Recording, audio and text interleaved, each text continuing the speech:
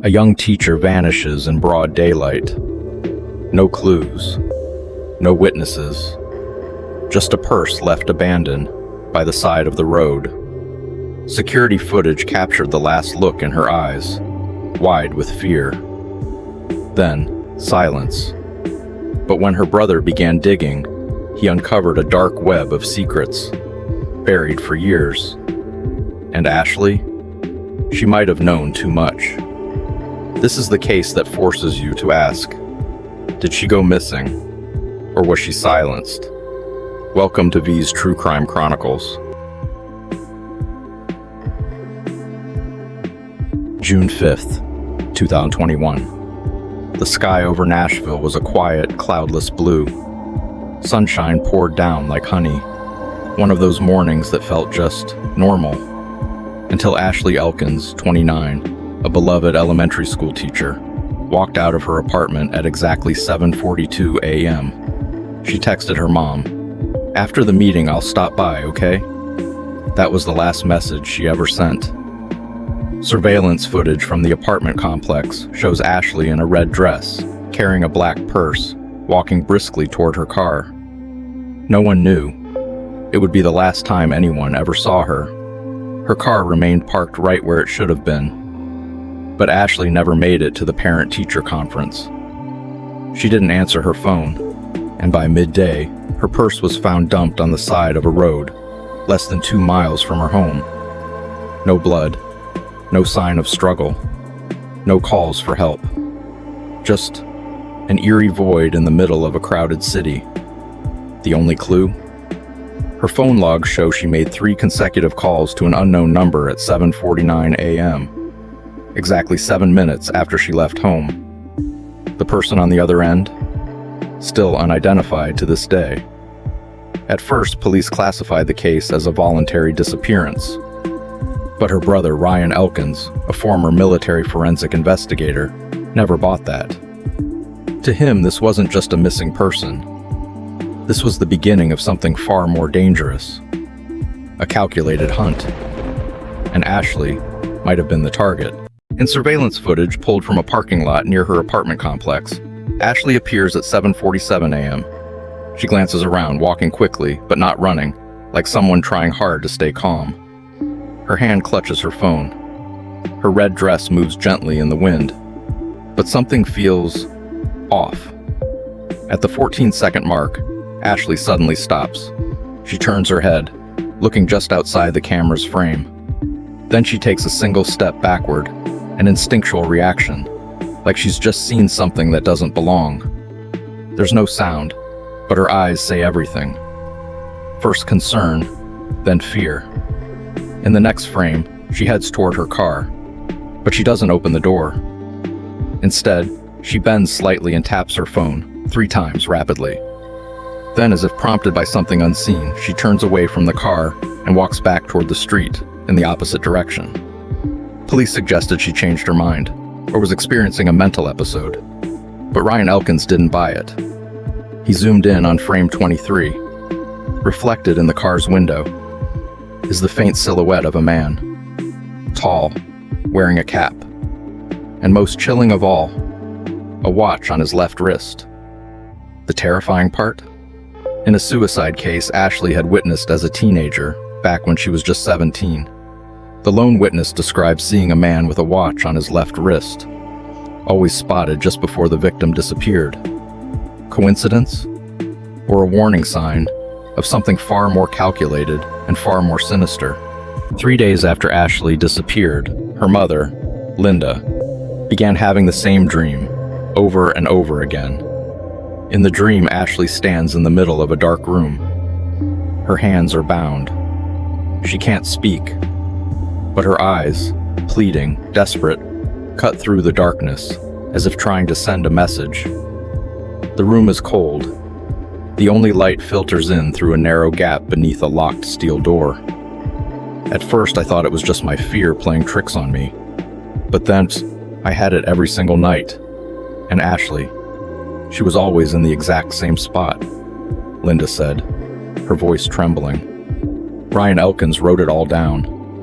He'd seen strange things before. working crime scenes across the Middle East during his time in military forensics. He knew, when certain images repeat themselves, they're not always random. Sometimes they're buried memories. Sometimes they're fragments of something our instincts refuse to forget. One detail haunted him. As a child, Ashley had been a sleepwalker. Back then, she used to draw the same room, again and again. A cracked wall, and inside a door. A door she always said no one could ever open. Had she seen it before? Or was that where she was now? Part of Ryan believed Ashley was still alive. Not just a feeling, but something else. A message that hadn't found its voice yet. And he knew, to find his sister, he'd have to start the investigation with the dream. On the 5th day after Ashley disappeared, an anonymous call led police to an abandoned parking lot nearly 12 miles outside downtown Nashville. At the farthest corner of the lot, buried beneath layers of dirt and rotting leaves, they found Ashley's silver-gray Toyota Corolla. The doors were locked. There were no signs of forced entry.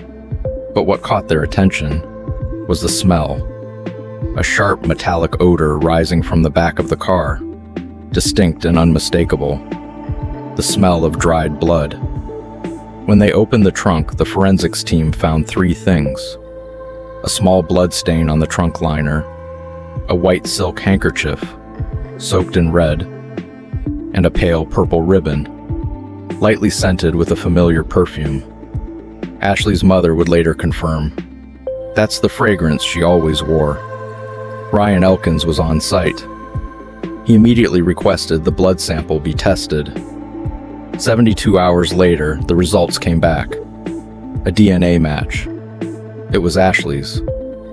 But the most disturbing detail? The handkerchief was embroidered with a strange symbol. A triangle inside a circle, crossed by 3 horizontal lines. Ryan recognized it instantly. That exact symbol had appeared in a human trafficking case from 8 years prior. A file he'd once reviewed, before it was suddenly marked classified, internal use only. Which raises the question, why was that symbol in Ashley's trunk?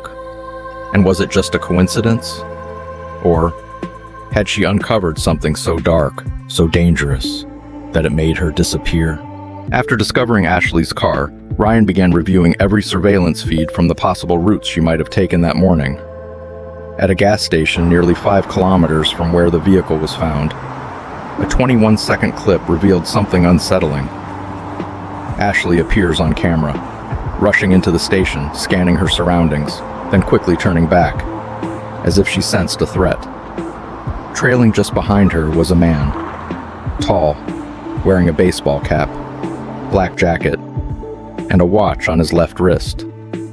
His behavior was off. Every 3 seconds, he glanced toward the camera. He never faced it directly, moving just enough to stay outside the lens's clear view, as if he knew exactly where the security blind spots were. Using software to enhance a reflection from a nearby car window, Ryan managed to generate a partial sketch. The image was blurry, but there it was. A faint scar along the left jawline. Facial recognition turned up nothing. No matches in any criminal database. But then came the chill. The description, tall man, watch on left wrist, scar on the jaw, was an exact match with a witness statement from an old case. A college student who vanished in 2014. The last person she was seen with? A man with that same scar. So now the question becomes, is this an isolated predator? Or are we looking at a piece of something much larger? A hunting network that's been operating in the shadows for years. While sifting through Ashley's academic and medical records, Ryan stumbled upon something almost forgotten. A mysterious suicide at Greystone High School back in 2008. The victim was Olivia Hart, Ashley's best friend.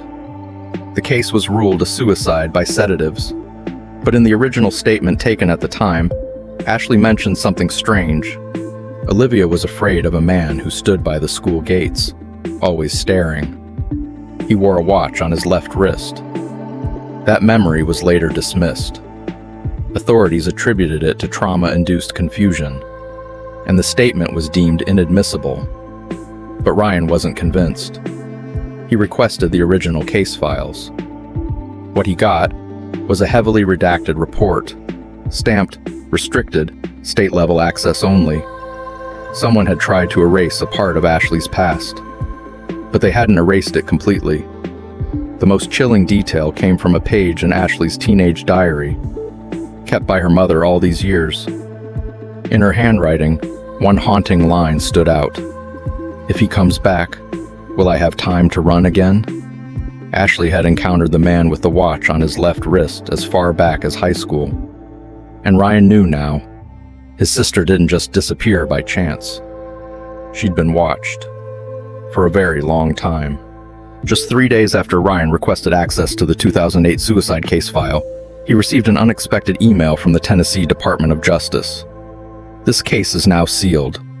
Unauthorized access will be subject to criminal investigation." As a former military forensic investigator, Ryan had never seen a teenage suicide case sealed at the state level. Something wasn't right. He reached out to an old friend, James Lynn, an internal records technician. After a few hours digging through archive databases, James looked up and sighed. Someone got to it. That case was once linked to a covert investigation into human trafficking, but it was shut down from the top before it went anywhere. Around the same time, Ryan realized he was being watched. A black SUV had been parked outside his mother's house for 3 days straight. He tried to tail it, but the vehicle vanished every time it reached a stretch of road without surveillance cameras. Then one night, an envelope appeared at his doorstep. Inside were two things: a photo of Ashley, hands tied, face bruised, eyes swollen but still open, and a note, scrawled in shaky handwriting: "Stop now if you want a body to bury." It was the first time Ryan felt fear. Not for himself, but the kind of fear that comes from knowing your sister is trapped somewhere far beyond the reach of law, logic, or justice. Somewhere in the hands of forces that don't belong to this world. And that's when he knew. The official investigation was over. But the real war had just begun. While going through Ashley's old laptop, one her mother had kept untouched since the day she vanished, Ryan made a discovery: a hidden folder, encrypted with a single password: OH2Shozone8. It was Olivia Hart's initials, the friend who died in high school. Inside, he found a series of chat logs between Ashley and a user under the name Liam D. The first message dated back to 6 months before Ashley disappeared, and the content was cryptic. Ashley: "I found the files, but if I keep going, I don't think I'll get out." Liam D: "If you vanish, I'll know where to look, and they won't stay silent forever." Ryan traced the IP address from the chat logs, but the trail led to a proxy server based in Belgium. Still, through recovered metadata, he managed to pull one connection: an email address, liam.darwin1989@outlook.com, that didn't appear in any of Ashley's public contacts. Ashley's mother insisted she never mentioned anyone named Liam, ever. That's when Ryan started to question everything. Liam wasn't just a secret boyfriend. He could be a key piece of the puzzle, or the only person who knew what Ashley had uncovered and why she had to disappear. An anonymous message arrived in Ryan's personal inbox. "Find the place she used to dream about, near Route 11. There's a door underground." Ryan immediately thought of what his mother had told him. The recurring dream she had of Ashley, locked in a cold, dark room, lit only by a sliver of light through a metal door. He pulled up a map of Route 11 and found something. An old warehouse, abandoned since 2015, after a suspicious fire. It was barely standing. Beneath the cracked concrete floor, Ryan found it: a rusted chain securing a metal hatch. He broke the lock and climbed down. What he found was a small, windowless square room. Concrete walls, no ventilation, no exit. Just a single wooden chair bolted to the ground, chained at the legs. And on the wall, scrawled in black charcoal, "I'm still here."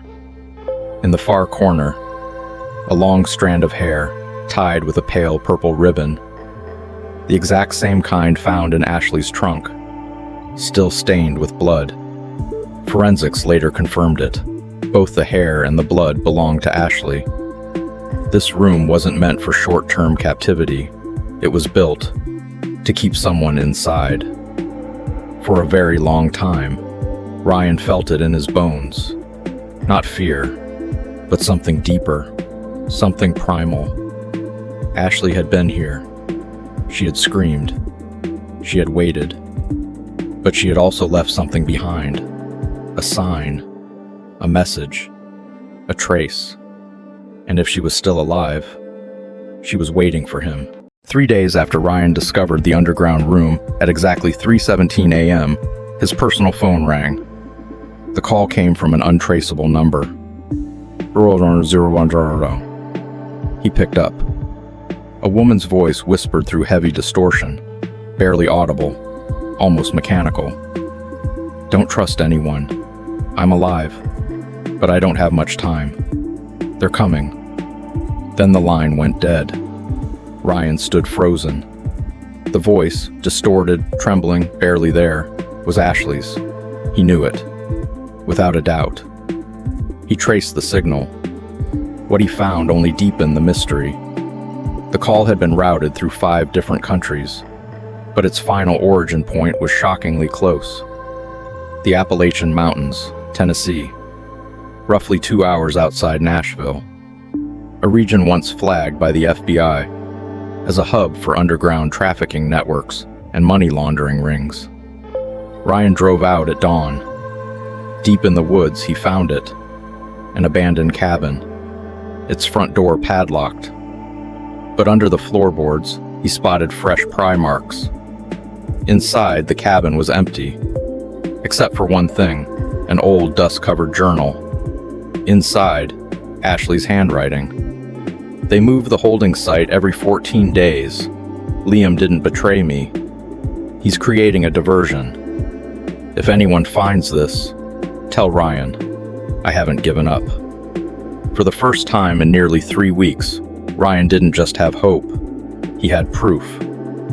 Ashley wasn't just surviving. She was fighting. From the inside.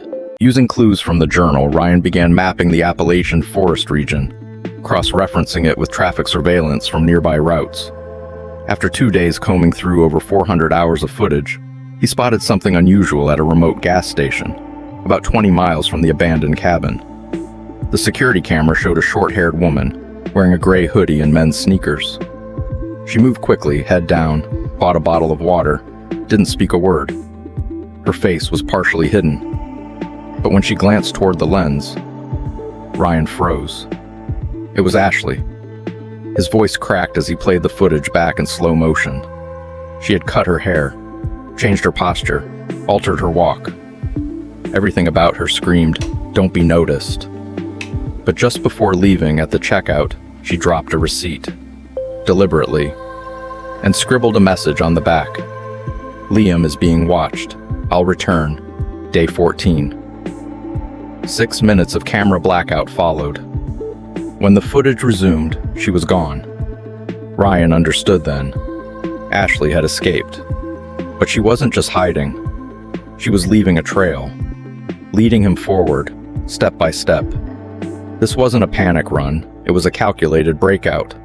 Planned, precise, and painfully alone.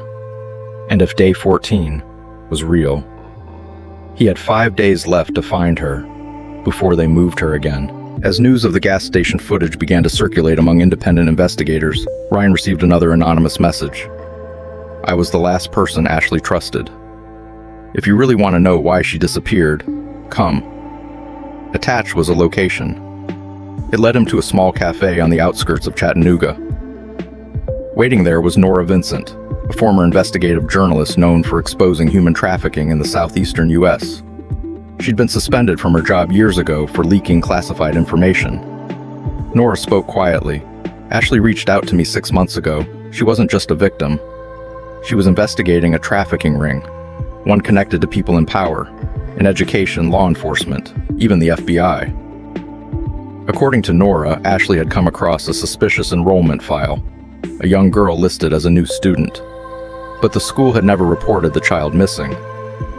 When Ashley dug deeper, she found a falsified identity trail, used to legitimize the relocation of trafficked children across borders. Once she realized she was being watched, Nora said, she told me, if I go missing, don't just look for my body, look for the evidence. Ryan sat in stunned silence. His sister hadn't just been trying to survive. She was trying to expose something, a system, a network.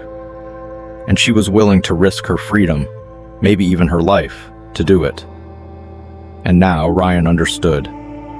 If he wanted to save Ashley, he couldn't just find her. He had to finish what she started. With Nora's statement in mind, Ryan returned to the cabin in the woods, the same place where Ashley had once hidden her journal. This time he searched more carefully, every inch, every crevice. Then he noticed something.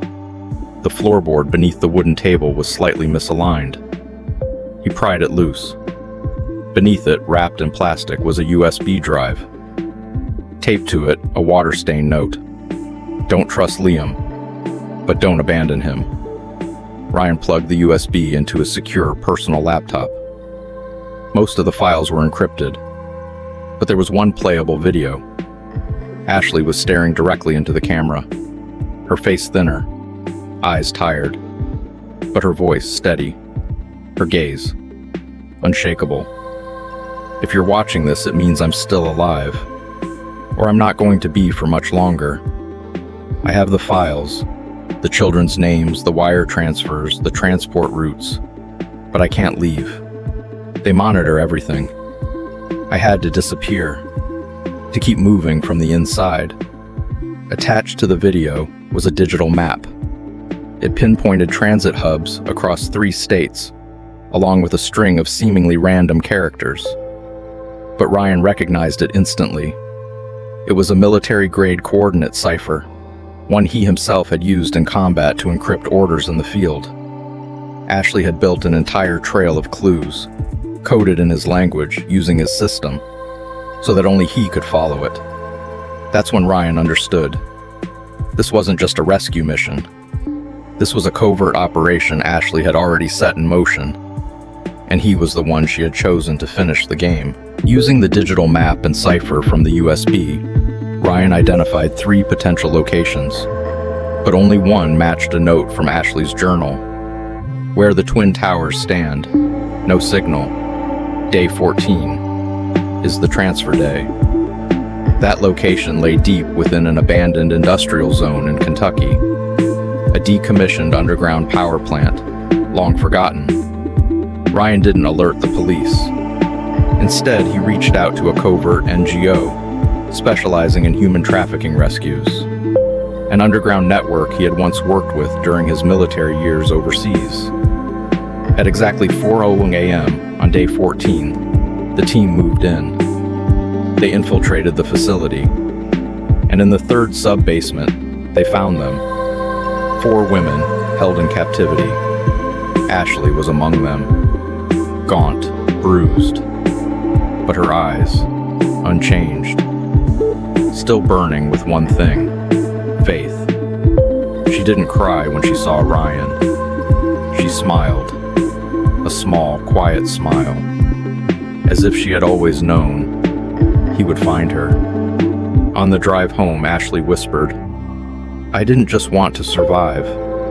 I wanted what I found, to never be buried again." And Ryan knew. This wasn't the end of the story.